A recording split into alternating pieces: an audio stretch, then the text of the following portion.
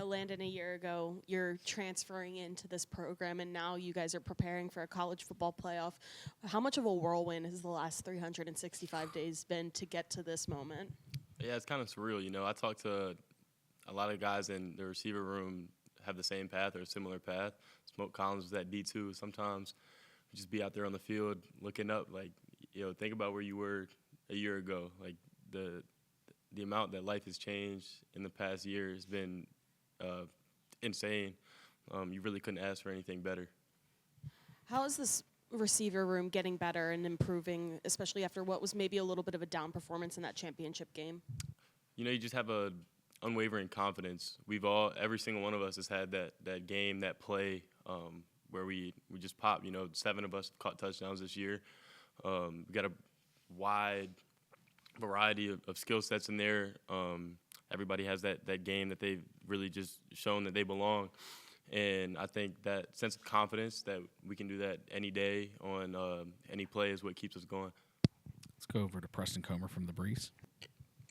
Even with that conference championship game, the offense really turned a table, especially after that Georgia State game. How have you seen the pass game change and improve during the second half of the season? It really all just comes down to communication. After that game, we've talked about it before, having those meetings led by Zoe, where the coaches don't say too much, and we kind of just hear Zoe's thought process and what he wants and where he wants us to be, and then communication amongst each other as well. More preparation when it comes to knowing the scheme and going over the scheme. Just a little more extra time up here in the meeting room and outside the meeting room as well. And even if it's just practice right now, how do you feel the communication throughout the offense was today while you guys were pumping in some noise and some music from Oregon? At times, today's the first day. It's pretty loud out there. But you kind of just, at some point, you just look around and smile. You're like, this is what you want. You don't want to play in an empty stadium. And so to hear that, it kind of makes you excited. Obviously, as a receiver, you're not really listening to snap count or anything. You're looking at the ball. And, it's a lot of communication out wide with maybe signals and stuff like that. So the communication piece doesn't change too much for us. And, if you got to get in close quarters and yell something a little louder than you normally would, then maybe you do that. But I don't see it being too much of a factor. Let's go over to Jarvis Heron from WHSV. Landon, just curious, early impressions of Oregon's defense. What kind of stands out about them? I think it's about what you expect from an Oregon brand of football. Fast, physical, big. That's the brand I feel like they've made over there, and especially in the secondary, it's a lot of bigger guys that fly around. Their nickel is all over the place. Their corners are long and they're physical, tough to get around, sticky in coverage. Their safeties come down and make plays. I think, especially from the secondary, it's going to be a tough matchup for sure. Obviously, the JMU defense ranks highly in a lot of statistical categories. How has this offense benefited from going up against this defense just in practice, and how have they made you all better this year? Yeah, we haven't seen anybody better than what we see every day in practice up to this point. I got 32 over there lining up across from me every day.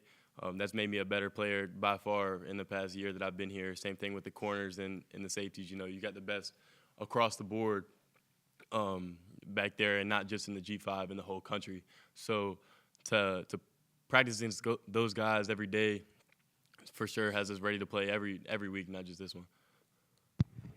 Landon, we got a question from Zoom from David Teal from the Daily Press. You had a career-high 12 receptions in the FCS postseason, I believe, last year. How different from the regular season, if at all, is a single elimination tournament football game, since you do have some experience with that? You can look out there. Okay. I don't think there's too much of a difference. Obviously, it's win or go home. If anything, you might ramp up the preparation a little more, but you should really prepare to the fullest every week, because you never know which game is going to be your last, which play is going to be your last. I was sidelined for a game this year that I didn't want to be sidelined for it. Could have got more unlucky and then had to miss the whole year. You never know. So you want to prepare like it's the last play, the last game that you'll ever play every week. But, the intensity might just feel a little bit more, maybe a little bit more pressure, but pressure makes diamonds, so be all right. Got another Zoom question from JMU's own Kurt Dudley. Speaking of going up against your own defense, how much do they share with you that helps you get better? How much do they share? When going up against them every day, how much do they share with you? Any kind of feedback that helps you get better as a football player? It's a little bit of conversation back and forth. Briefly after reps, kind of talk about him. Sometimes I'll talk about hand placement with Justin Eaglin when we get into some of those downfield battles. With DJ, he's real good in press coverage. So I remember him giving me tips even way back in the spring when I first got here of how to beat that because he's pretty good at what he does. And there was a little bit of struggle when I first got up here. Those guys, even down to the linebackers, Trent, coming out to reroute and things like that. He'll kind of tell what he sees, and that'll help us be able to adjust on the fly. I'll ask you the same question I asked DJ. Is this a dream come true, kind of full circle moment for you, getting to play in the college football playoff in probably one of the loudest environments in college football this weekend? Yeah, for sure. I'd be lying if I said it wouldn't. But similar to DJ, it's just like any other game. You got to prepare like it's any other game. But for sure, it's gonna be fun to play in a big stadium with a big crowd on the biggest stage of them all. But we've been on ESPN before. It's been a blessing every time we've got to play on that big stage, even in this stadium, coming from where a lot of us, especially as receivers, have come from, being in those crowds that aren't sold out, that in empty stadiums, sometimes it feels like nobody's watching. Not a lot of people been to Stony Brook in the pouring rain with about 100 people in the stands. Playing in that environment might be just as hard as playing in an environment with 55,000 screaming in your ear. But yeah, for sure, it's a blessing to play in front of a crowd like this, an environment like this. All right, we'll go back to questions in the room. Katie Harper.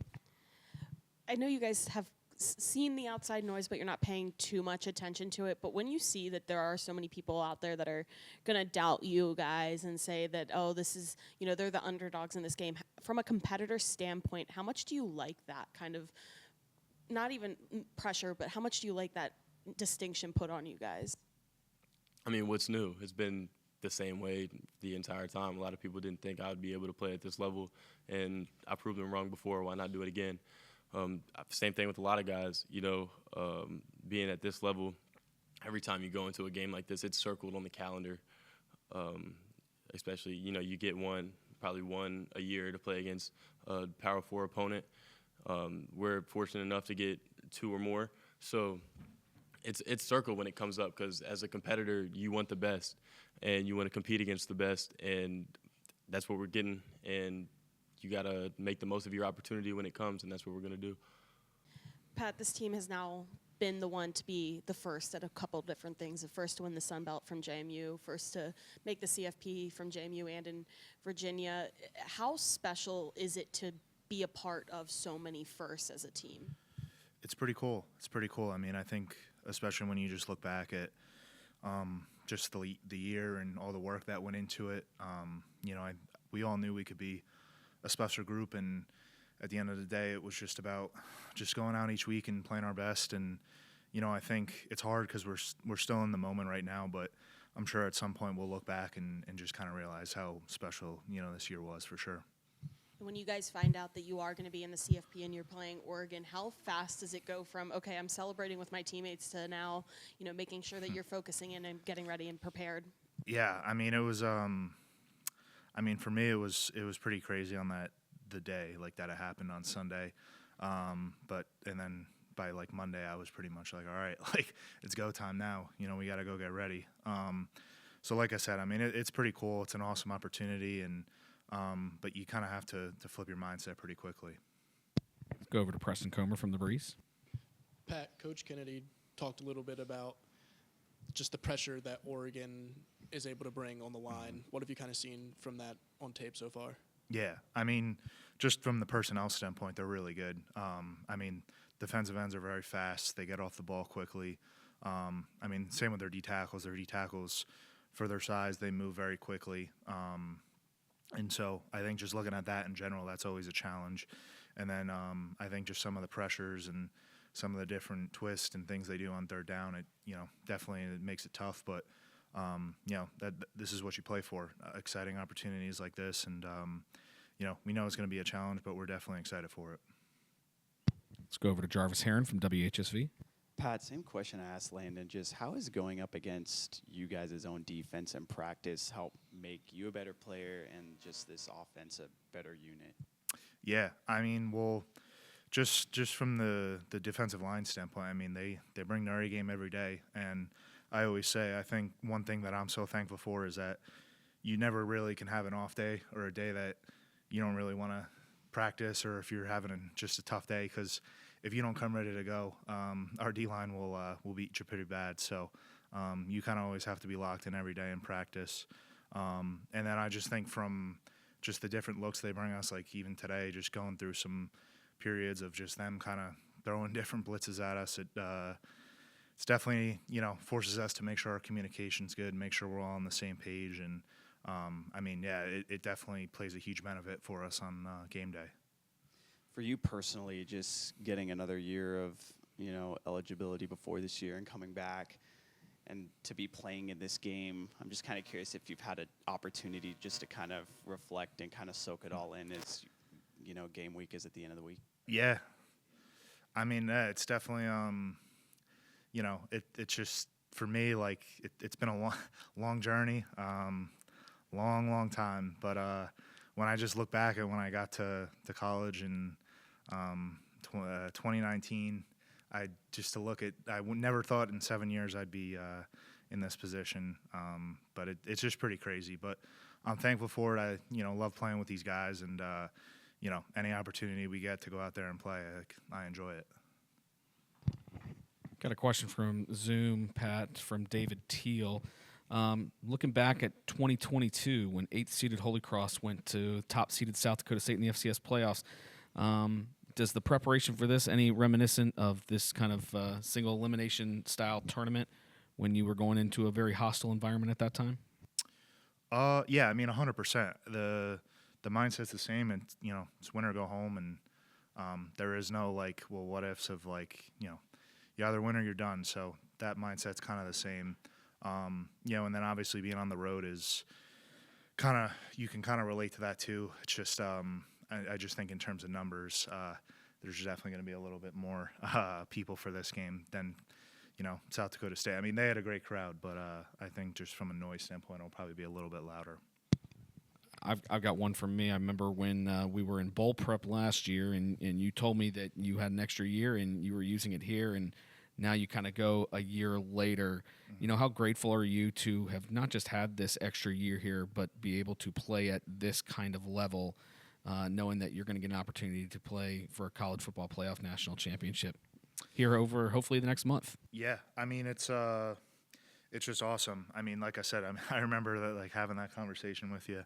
And obviously you never really know. It's just crazy to think year to year where you can kind of go, where life takes you. And, it's pretty surreal. And, like everyone's kind of been saying, just excited for the opportunity, and just from a personal standpoint, and I'll just say the same thing, just thankful and, just ready to let it rip. Looking at your career here, what have individuals like Bob Chesney, who recruited you out of high school, and Chris Smith and Chris Grotsky, who have been here for virtually your entire career, what do individuals and those men mean to you in your life? I mean, it's pretty special. It's just, I think when you look in today's day and age, it's pretty rare that just with the transfer portal, and I mean, even now coaches are, getting new opportunities every year. So I think for me to be able to say I played for those guys for pretty much my entire career, it's just pretty special, especially just getting to know their families and just getting to know those guys personally. It's it's something I'm always going to be thankful for. Just the amount of time we spent together. It's a long time, but I'm always just thankful for the days I get with those guys. JMU's own Kurt Dudley is also curious. 7 years of college football. When you got to hang up the the pads here at JMU. What is next for Pat McMurtrie after JMU? I mean, whenever the season's done, definitely gonna go, train and hopefully get maybe one of those All-Star games. But I mean, I'm gonna try to, hopefully play in the NFL next year. That's the goal. But obviously we'll cross that bridge when the season's over. But that's obviously hopefully the goal. I think you do have a future playing on Sundays, Pat, for sure. Let's go back to questions in the room. Katie Harper. What was it like playing with the noise pumped in today and practicing with it? It was good. I thought I was going crazy a few times. Felt like my head was spinning because I don't know what it is with the speakers, but it just kind of echoes. It's good. I mean, you have to kind of replicate that because, if you don't, it's like you're going to go out there Saturday and not be used to it. So, obviously last week they had the speakers like behind the huddle, but that doesn't really compare to like what today was like. It was pretty loud.